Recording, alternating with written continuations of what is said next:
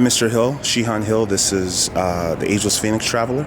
So I just had a few questions about you. Can we go over your World Championship? Well, in 1980, I was part of a seven-man team that went to Madrid, Spain to compete in the WKF World Championships. Back at that time, it was called WUKO, W-U-K-O. Awesome. And can you tell us, what was your feeling? Do you remember what fights you were doing? Like, do you remember what countries that you fought in 1980? Sure. Something like that you don't forget, but it's important to understand that as the evolution of martial arts evolved, it went from the AAU to the USNKF to these different organizations that took control, as we called them. They were the NGB at the time, which they were empowered by the United States Olympic Committee to control and conduct activities for the United States, and that's how you made the team. I see. From there, you were, once you made the team, you were invited to go to these international trips. And at that time, we had some great competitors, and Billy Blanks and Kenny Ferguson and some of these guys, but we also had a really great coach. His name was Chuck Merriman.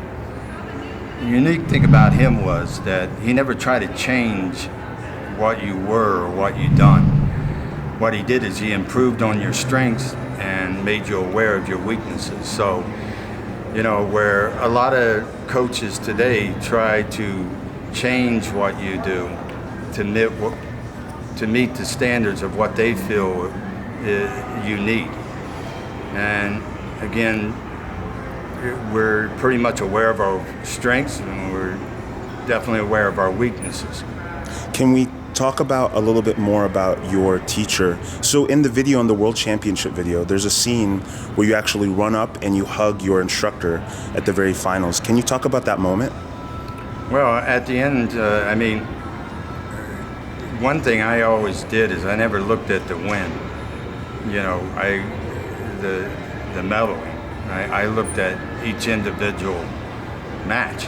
Yeah, but it's a historic moment. Without a doubt. Yes. What was your instructor's name that you hugged in that scene, in that part? That was Chuck Merriman. He was the head coach of Team USA at the time, and I really didn't hug him. I about jumped over him. Yeah. Because you know, I didn't really realize what I had done. You know, and that goes to show the difference in that competitive edge that he instilled in us, because we didn't really look at the medal. We looked at the individual matches, and that warranted the medal at the end of the competition. You know, we had so much respect for him and confidence in him. After winning the individual, you know, I competed in team. We were fighting Japan, and he walked up to me and he said, you know, I need you to win this match. And I said, you got it, coach. I'll make sure that happens. And he said, but I need you to beat this guy 6-0. And I said, well, you're not asking for a lot, are you? But anyway, I beat the guy 6-0. Wow. And, you know, that's how much, you know, influence he had over us, because we gave everything we had for him. You know, whatever he asked for, you know, we bust our ass to get it done. Can you explain? So, you know, when I saw you in your younger years, you had really long hands, really long legs. Mm-hmm. What was your training schedule like? What was your training regimen like with Don Madden at that time? Don was my sensei and my private instructor. He was my coach as well. Don had a lot of the same qualities that Coach Merriman had. I mean, he never, he kind of raised me, you know, as I came up. You know, I lived with my grandmother, and, you know, I didn't really have a strong father influence at that time. So what I did do is I went to his event, and he invited me to the dojo. I went to the dojo, and, you know, he just really improved my confidence level and my ability to develop the strengths. And what was the training like? Training in those days to prepare for the World Championships?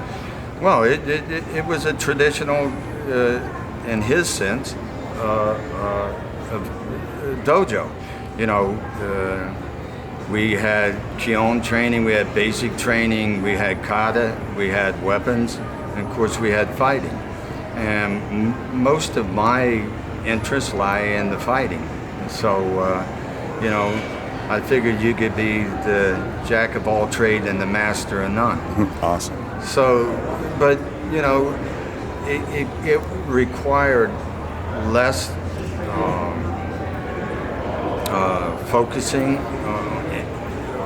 than doing kata, and that because it was more important for me to be able to protect myself at that time, and that's why I focused on it a lot. But down the road, I developed the interest in the other aspects, the Kihon training, the basic training, the kata, etc. Now, can we go over a little bit about your fighting style? Your fighting style was very aggressive back in those days, and in the 80s and 70s, when you're at your prime, can you describe kind of how you came along to that aggressive fighting style, where you would kind of be more aggressive? Can you explain why that was your style? Yeah, stress management. The bottom line is, it was a good release for me, and it was legal. So, no, all goodness, it was very competitive in our dojo, and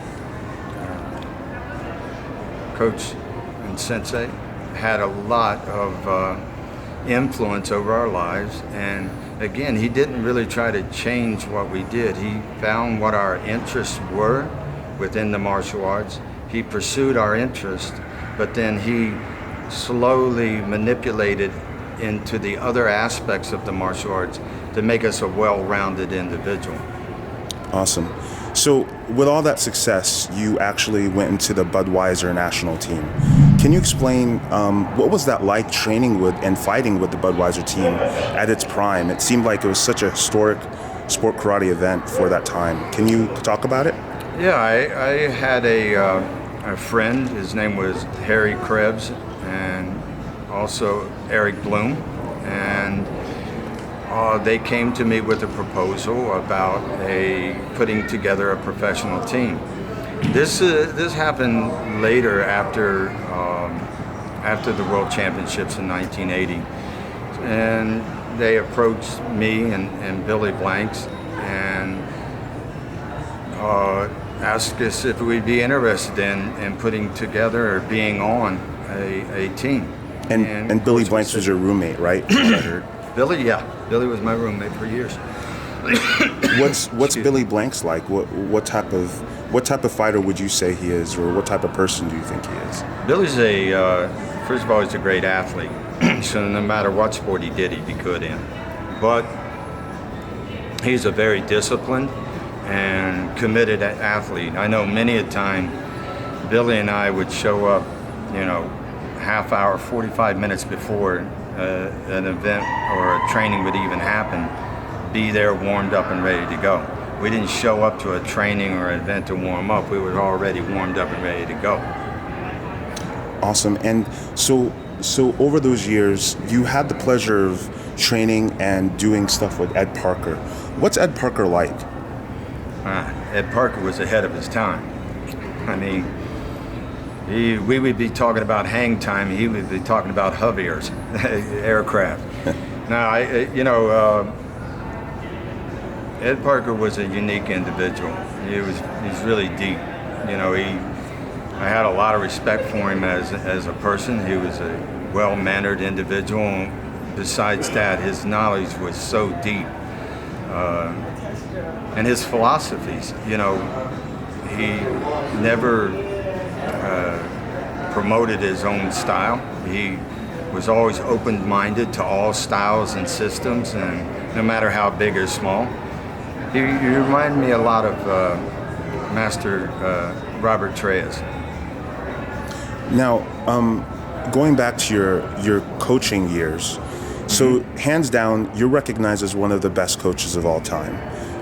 Coaching. I don't know about all that. Well, I have to interrupt you there for a minute because the gentlemen that I named are probably some of the greatest coaches of all time. Well, you have several coaches of the year, 10 years in a row, sir. Yeah. So, but can you explain? There's a movie that wasn't funded, but it was with John Fonseca, Lissau, a lot of really 90s athletes, a lot of athletes at the time, the martial athlete. It's circling around the internet. And can you talk about that moment where you brought so many athletes to the gold medal? What was that program like? Basically, I think I know the documentary you were talking about. Yeah. There was a gentleman out of Canada that put together a video focusing on the Pan American Games that were held in Winnipeg in 1999. And yes, we did. We qualified 11 athletes.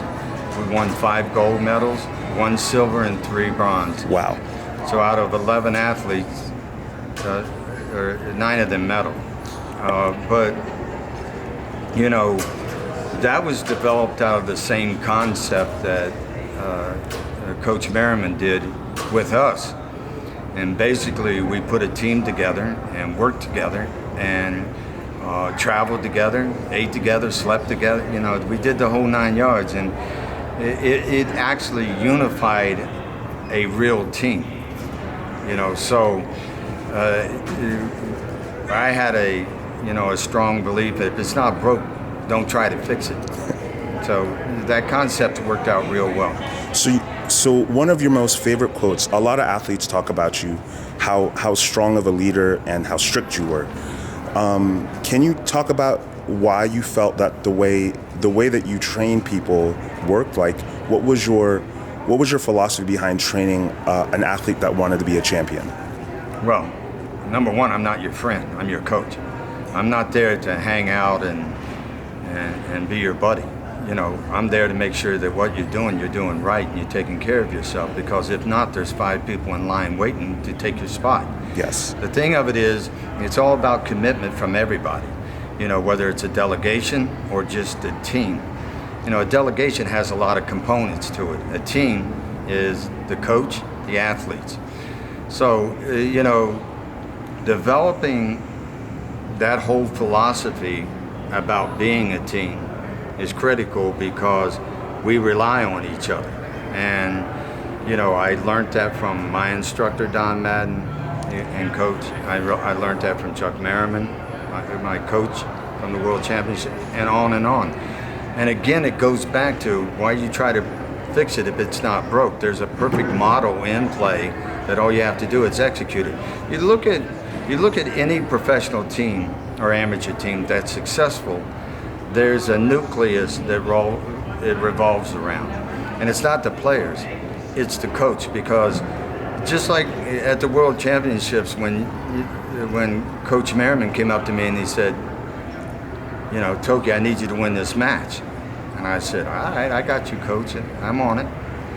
But then he turned around and he said, I need you to win 6-0 for us to be able to move forward, meaning right. The U.S. team beating the Japanese team. Right.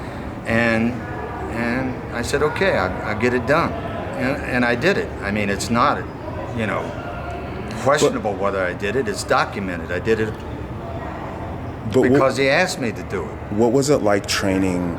What was the regimen like for those athletes? Can you talk about your regimen or what you did those days to prepare them to get those golds? Yeah, well, it's the same concept as we have today. You know, we work on strength conditioning, we work on skill sets, we work on, physical attributes that they have. We try to, influence those to make them better. And if we develop concepts around issues that they had, that were negative. But the main influence was their positive, what they did. And, with all those components brought to the highest level that they can be, That's the best you can ask out of an athlete. But they got to be psychologically strong. So when you're profiling an athlete and you're putting together an athlete pipeline, it's important to remember that, you can be the most physical person in the world, but that doesn't make you a great fighter. Everybody can kick and punch on that level. Everybody's in great shape at that level. The strategic aspect, the tactics are critical because everybody else has all the components. I classify fighters in 3 different areas. You got a brawler, a guy that just goes out there and puts everything into it. You got a technician that has the physical components, but also just runs out and does a series of techniques. Then you have a strategic fighter. That individual goes out there and takes your strengths and weaknesses and uses them against you. And that guy right there, that guy's an issue. And when you get to a world level, or like what we're dealing with today out of athletes, the majority of them become strategic fighters, and they're the ones that give you a hard time. Awesome. And so one of your most famous quotes in the industry is, everyone knows it, everyone talks about it all the time around the world, which is, you're in an elevator, you have a handgun and a grenade. Can you talk about that famous quote that you always tell everybody when you were a U.S. coach? I don't know if it's good to talk about that in the media today, but I'll give it. For me, it's something like that is very simple. You get a point across. And when a person talks to you, I just get out there and kick and punch. And I said, I understand that, but in order to implement that kick and punch in the right environment, you got to know, you got to analyze your fighter, you got to be able to implement a technique that's conducive to a point, and that person's susceptible for. So it's very simple. If you're very close to your individual and you have a 45 and you have a hand grenade, if you drop the hand grenade, you get the job done, but you're done as well. If you use a 45, you take care of your opponent.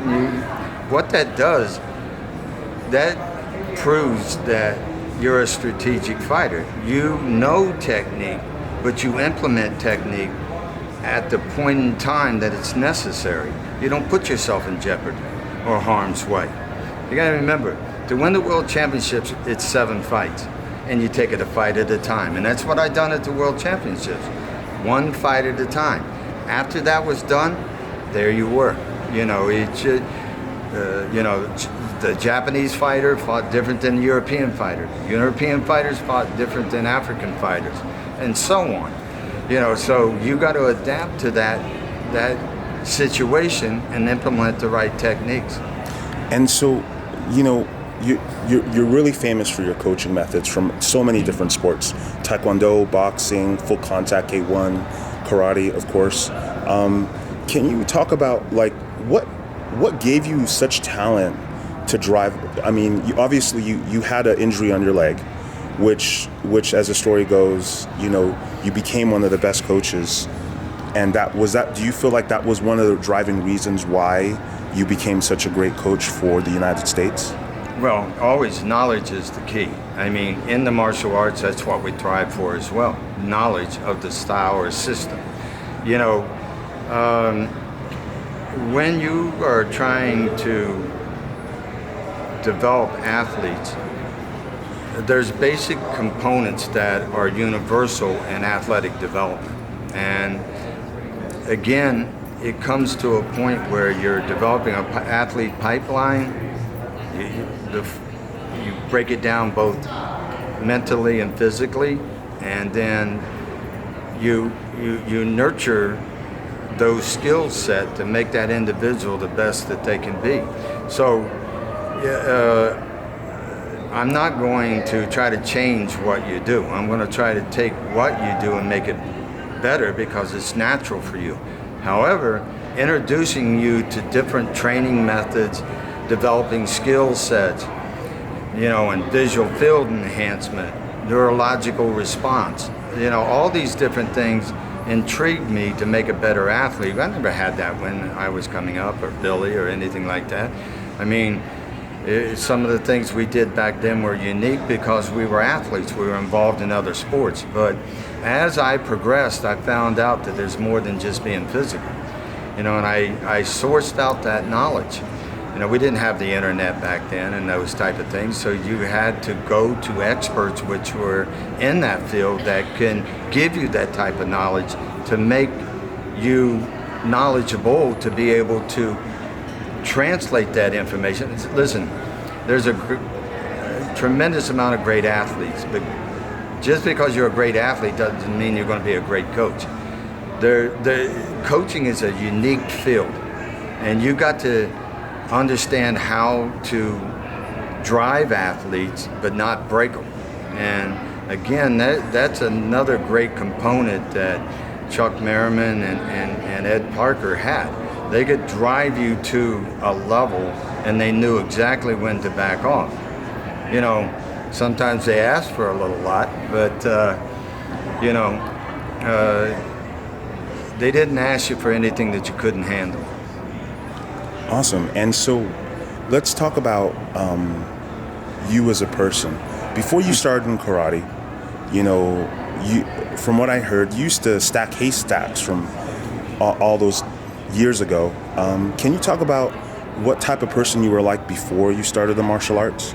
Well, Don Madden or Chuck Merriman would probably be better at that than me, but I can tell you one instance.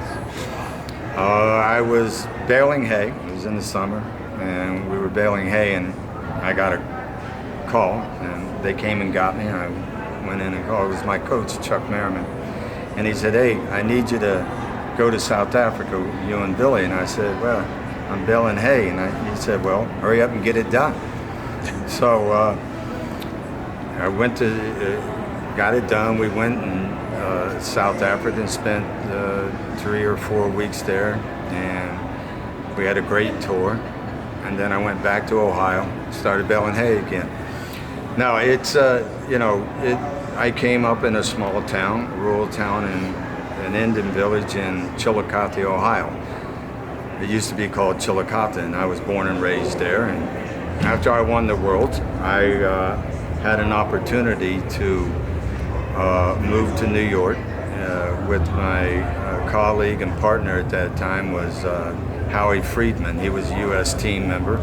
We opened a dojo together in the North Shore area, and the rest was history. I spent 28 years in New York and had a great time and great success. And I ended up moving back to Ohio, and I opened up my training center, which is Team Tokey Hill. Nice. And so there's this really big commercial of you.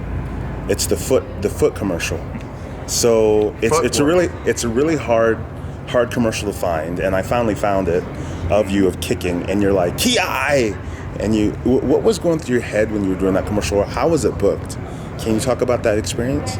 Well, you know, I had the opportunity to get involved in the film industry, and you know, it just wasn't for me.